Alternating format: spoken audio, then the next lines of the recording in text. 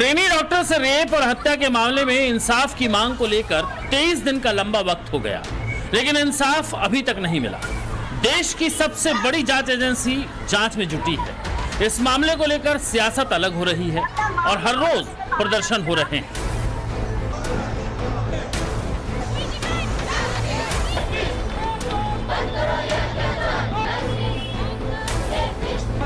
कल बीजेपी ने बंगाल बंद की अपील की, महिला मोर्चा ने इसकी कमान संभाली, तो आज टीएमसी का हर ब्लॉक में धरना प्रदर्शन हो रहा है। इंसाफ की आग में बंगाल जल रहा है। आलम यह है कि एक दिन बीजेपी प्रदर्शन करती है, दूसरे दिन टीएमसी उसके विरोध में प्रदर्शन करती है और इस प्रदर्शन में ये दोनों पार्टी रोटियां ना सेक ले तो फिर कांग्रेस और लेफ्ट भी प्रदर्शन करने लगती है। राजनीति का अखाड़ा बन चुका पश्चिम बंगाल।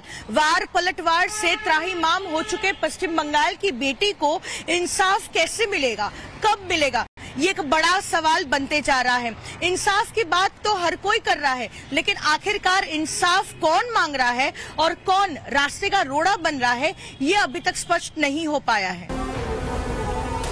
27 अगस्त को आरजीकर मेडिकल कॉलेज और अस्पताल में ट्रेनी डॉक्टर के कथित रेप और हत्या के विरोध में राज्य सचिवालय तक आयोजित रैली के आयोजकों में से एक सायन लाहिड़ी को शुक्रवार को हाईकोर्ट से मिली जमानत के बाद पश्चिम बंगाल सरकार ने सुप्रीम कोर्ट का दरवाजा खटखटा दिया है। पश्चिम बंगाल छात्र समाज के नेता सायन लाहिड़ी को 27 अगस्त को आंदोलन का नेतृत्व करने में एवं आंदोलन में सक्रिय भूमिका निभाने के चलते गिरफ्तार किया गया था। पश्चिम बंगाल छात्र समाज उन दो संगठनों में से एक है जिसने नबान्न अभियान का आह्वान किया था। पुलिस ने आरोप ये लगाए थे कि जब ये आंदोलन हुआ, इसमें सार्वजनिक और प्राइवेट लोगों की संपत्ति को नुकसान पहुंचाया गया था, साथ ही पुलिस कर्मियों पर भी हमला किया गया था।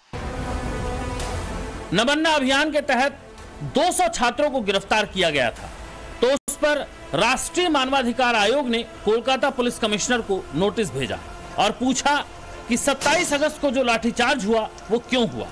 दिल्ली से नोटिस पश्चिम बंगाल आ रहा है तो पश्चिम बंगाल से ममता बनर्जी चिट्ठी पर चिट्ठी भेज रही हैं। शुक्रवार को एक बार फिर ममता बनर्जी ने प्रधानमंत्री नरेंद्र मोदी को चिट्ठी भेजी। इससे पहले 22 अगस्त को भी ममता बनर्जी ने मोदी को चिट्ठी भेजी थी।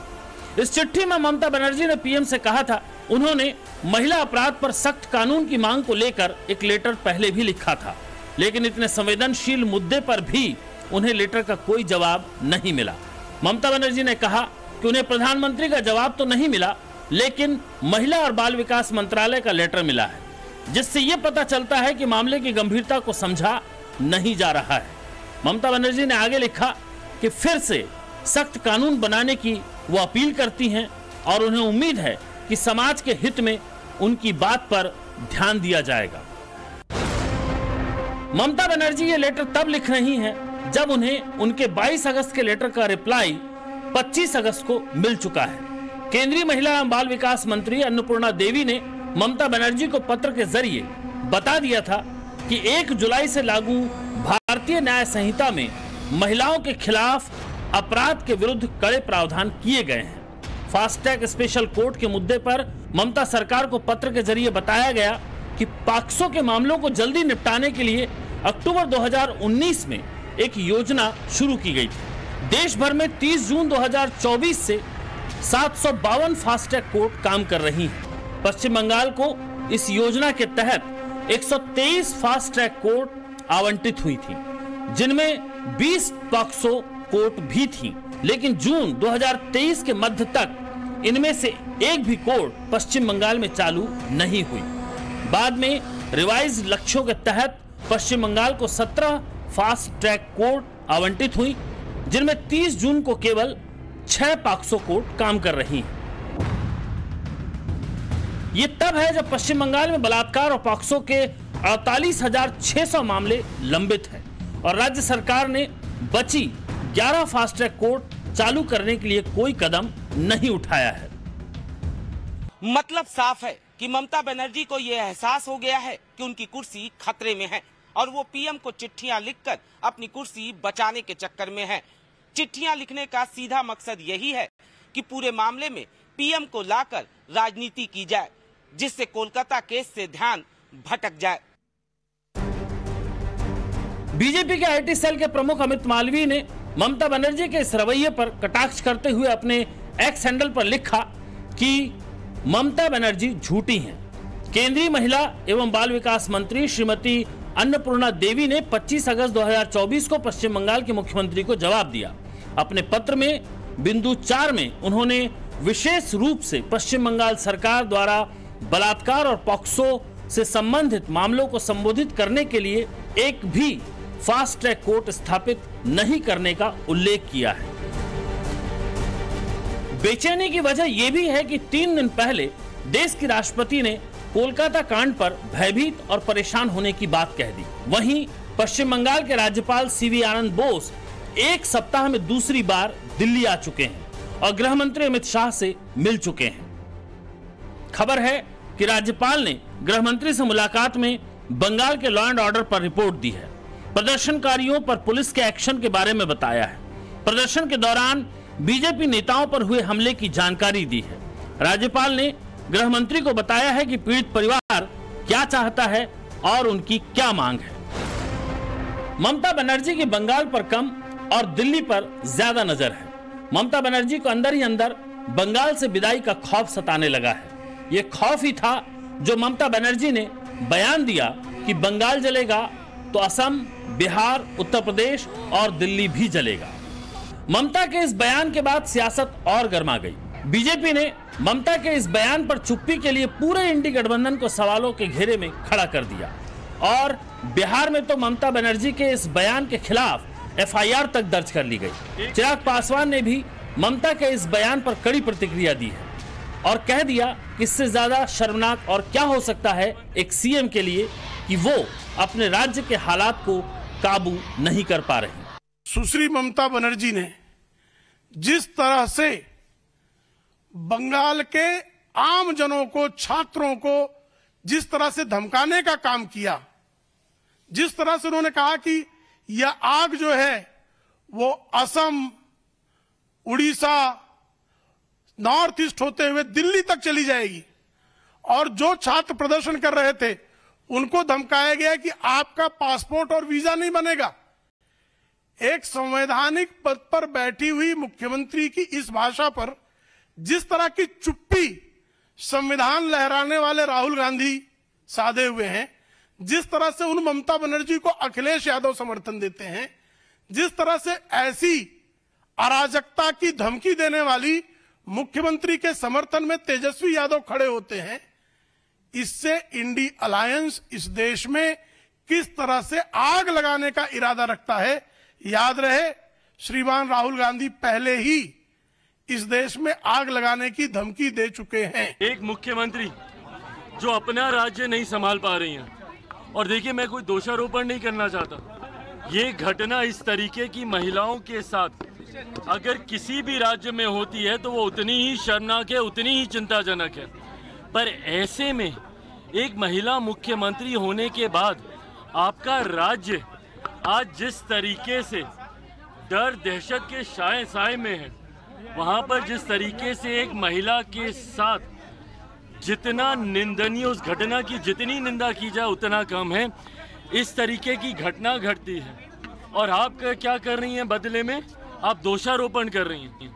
पश्चिम बंगाल के हालात पर सवाल इसलिए भी उठ रहे हैं क्योंकि लगातार 22 दिन से डॉक्टर अपना आंदोलन चला रहे हैं। वो पीछे हटने का नाम भी नहीं ले रहे हैं। उनको लगातार डराया धमकाया जा रहा है, लेकिन फिर भी वो अपना आंदोलन इसलिए नहीं खत्म करना चाहते हैं क्योंकि उनको राज्य सरकार पर कोई भरोसा नहीं है। और अब डॉक्टरों ने अपना आंदोलन जो है उसे तेज करने की तैयारी कर ली है और अब आंदोलन का जो है दूसरा पार्ट बहुत जल्द जो है शुरू किया जाएगा। 2 सितंबर को पश्चिम बंगाल जूनियर डॉक्टर्स फ्रंट की ओर से लाल बाजार तक का मार्च बुलाया गया है। कोलकाता पुलिस के मुख्यालय लाल बाजार तक राज्य के तमाम डॉक्टर्स मार्च निकालेंगे और कोलकाता पुलिस कमिश्नर के इस्तीफे की मांग भी करेंगे और आगे आंदोलन को और भी तेज करने के लिए डॉक्टर्स पेन डाउन करने का भी विचार कर रहे हैं। हालात बेकाबू होते देख ममता सरकार 2 सितंबर से विधानसभा का विशेष सत्र भी बुलाने जा रही है। सूत्रों के मुताबिक कोलकाता में डॉक्टर से रेप कांड मामले में पोस्टमार्टम में देरी को लेकर पुलिस ने सीबीआई को वजह बताई है, जिससे जुड़े दस्तावेज टाइम्स नाउ नवभारत के पास है। ये देखिए, लेटर में पहले पेज पर बाकायदा सबसे ऊपर लिखा है RG medical college and hospital Kolkata. उसके बाद लिखा है थ्रू प्रॉपर चैनल। एक मुहर भी लगी है कागज पर, RG Kar police outpost Kolkata, PM number 1584 और तारीख है 9/8/2024। सूत्रों के मुताबिक पुलिस ने सीबीआई को बताया कि पीड़ित की हत्या के बाद मेडिकल छात्र सेमिनार हॉल के बगल में कॉरिडोर में जमा हो गए थे और नारेबाजी कर रहे थे। खबरों की माने तो वहां छात्रों के 2 गुट थे। एक गुट आरजीकर कॉलेज में पीड़िता के पोस्टमार्टम की मांग कर रहा था, दूसरा गुट कॉलेज के बाहर किसी दूसरे अस्पताल में पोस्टमार्टम किए जाने की मांग पर अड़ा था। फिर परिवार से बातचीत करने के बाद डॉक्टर आरजीकर मेडिकल अस्पताल में पोस्टमार्टम कराने को तैयार हुए, लेकिन इसमें उन्होंने 5 मांगे रखी। पोस्टमार्टम के लिए पहली मांग थी कि पोस्टमार्टम आरजीकर मेडिकल कॉलेज में एक जुडिशियल मजिस्ट्रेट के सामने होगा। दूसरी मांग थी कि पूरे पोस्टमार्टम की वीडियो रिकॉर्डिंग होगी। तीसरी मांग थी कि पोस्टमार्टम में प्रॉपर सर्जन होंगे, जिसमें 2 महिला सर्जन भी होंगी। चौथी मांग थी कि मामले की जुडिशियल जांच तुरंत शुरू हो, जिसमें रेजिडेंट डॉक्टर भी साथ रहें। और 5वीं मांग थी पोस्टमार्टम के दौरान 4 पीजी महिला डॉक्टर भी मौजूद रहेंगी। पुलिस के मुताबिक छात्रों की सभी मांगे मान ली गईं, लेकिन इन सब में काफी देर हो चुकी थी। मांगे मानने के लिए अस्पताल के डॉक्टरों ने पीड़िता का डेथ सर्टिफिकेट जारी किया और फिर मांगे मानने के बाद अस्पताल के डॉक्टरों ने पीड़िता का डेथ सर्टिफिकेट जारी किया और फिर पीड़िता का पोस्टमार्टम किया गया। पोस्टमार्टम के बाद 5 मेडिकल छात्राओं ने लिख कर दिया कि वो पोस्टमार्टम से संतुष्ट हैं। फिलहाल सीबीआई पुलिस के इन दावों की जांच कर रही है। It basically is of a time when the inquest process was over. As you can see that the lady doctor is leaving this particular place. So at no point in time could anybody enter in this particular area who was not authorized, or nobody entered who was not associated with the investigation process. क्योंकि एक दिन पहले 2 तस्वीरें सामने आई थी, जिसमें आरजीकर अस्पताल में डॉक्टर के शव के आसपास भीड़ दिखाई दे रही थी और ये कहा जा रहा था कि डॉक्टर बिटिया के पोस्टमार्टम में सुरक्षा का ख्याल नहीं रखा गया। हालांकि जब मीडिया में इन तस्वीरों पर सवाल उठने लगे तो पश्चिम बंगाल पुलिस ने इस पर सफाई भी दी और बताया कि ये भीड़ जांच प्रक्रिया के समाप्त होने के बाद जुटी थी और सभी लोग जांच प्रक्रिया से जुड़े हुए थे।